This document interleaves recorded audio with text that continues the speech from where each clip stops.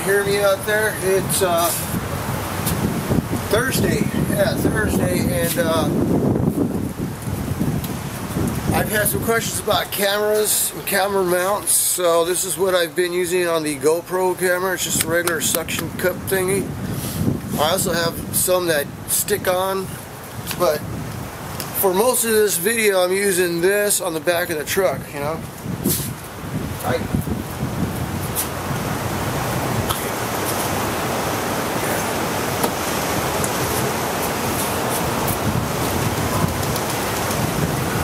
Just like that, and it does shake a little, but and it doesn't make any noises because I delete the audio on there in editing. Let's turn that up a little. Yeah, I delete the audio when I edit. Otherwise, you'll hear rattling, especially on the GoPro camera. I don't know why the GoPro camera rattles so much. It's probably inside that waterproof case or something, because I've noticed that on 2 of the GoPros I've had. You always hear that rattling sound. So, yeah. So that camera there is in the waterproof case right now. Sometimes I'll take it out of the waterproof case, and then the microphone actually works, and you'll pick up more ambient sounds, but no rattling without the case itself. So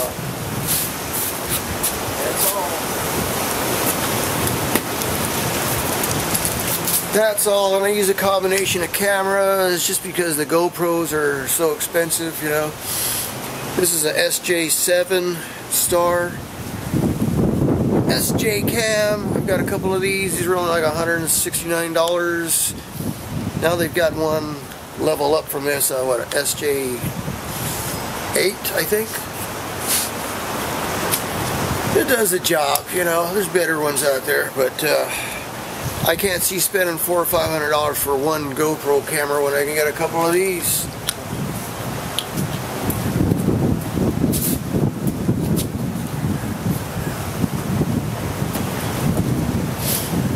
So I'm running that, and I'm running my Canon Vixia camera, and the issue I had on this trip was I wore the batteries down on it. Unknowingly, I put the camera away and it was still in record mode or something. So I got a bunch of video with nothing on it. It's all black. So I didn't find that out until halfway on our trip at the turnaround point out there in Devil's Playground. I go to use the camera and it won't stay on. That's because the batteries are worn down. So, on top of that, I've got the Lumix camera, and I don't like bringing that out too often because of the dusty conditions out there. This is an expensive camera, you know.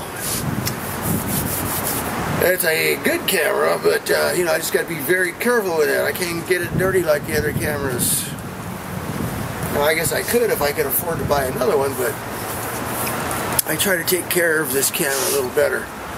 So, I did take videos and pictures with this camera, with that camera, with my iPhone, and the other cameras I got, the other smaller cameras. So I gotta put things together here so they make some kind of sense, because I did lose quite a bit of footage. That I didn't have the time to actually stop and set up the shot, you know, waiting for people to come on by. Alright, you know, take 2. Go back through the mud again. This time go a little faster or slower. That would have taken a whole lot more time. We already took, I mean, this took up plenty of time, this run we went on, and I didn't think it would take that long. But with stops along the way, you know, we got out, took pictures, moved around, had lunch, and then moved around again, and then it worked out good. It worked out pretty good. For 70 miles, we left at 9, and we got back, I don't know what time it was, but it was getting towards sunset. So like I said, it worked out pretty good. So next video coming up is our turnaround point. Well, we start off at the Bacon Strip Ranch, okay? We stop there where the little landing field is, and we take some pictures, and then we head on out to find the power line road. We tie into the power line road and follow power line road out towards the railroad crossing there at Sands. And from Sands we go further out to the Devil's Playground, and we catch the power lines again, and that'll be our turnaround point. And at that point, the power lines run through some hills there, and they're sand hills. I've been through there before a couple times in the Bronco and in my Super Duty, but this time we lost the track. I mean, the GPS shows tracks going through. I'm running two GPSs. I got my laptop GPS and the navigation system in the truck, and they both show a trail following the power lines through these hills. So we start off on the trail, but we get to a point, and where does the trail go? We lost the trail. So at that point, I go, well, let me go to the right and see if I can get over this hill. And Joe in the Cherokee, I told him, why don't you follow that trail on the left and see if it actually goes somewhere, because there was a kind of a trail going off to the left. And I think it was just the access to the power lines, you know, the big power lines. I don't think it actually went anywhere, but this happened before when we were out there, except we were going in the opposite direction. We just lost the track. The track disappears because of the sand. We're like in a sand dune area section. So we'll just leave it at that. We ended up getting over the hills.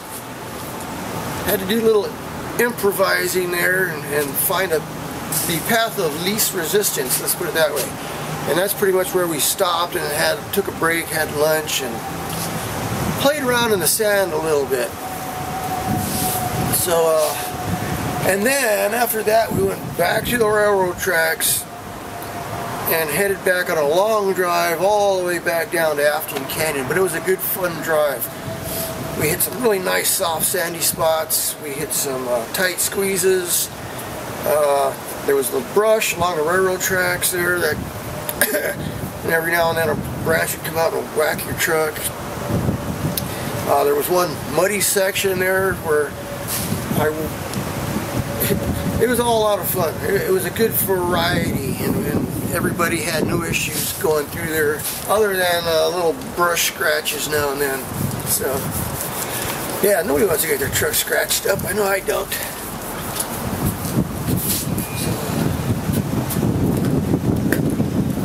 Man, this weather is too much. The sun comes out and it's warm, the sun goes in and it's cold. The clouds are here again. You know, I washed my truck the other day, nice and clean, and then this morning it's got water spots all over it from drizzle, I guess, during the night or something.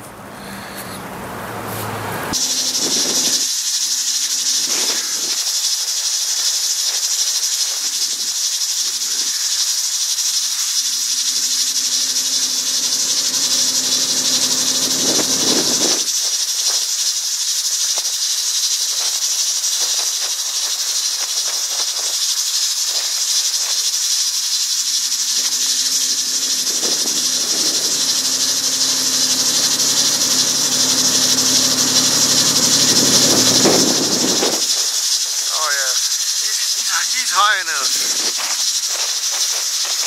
No problem.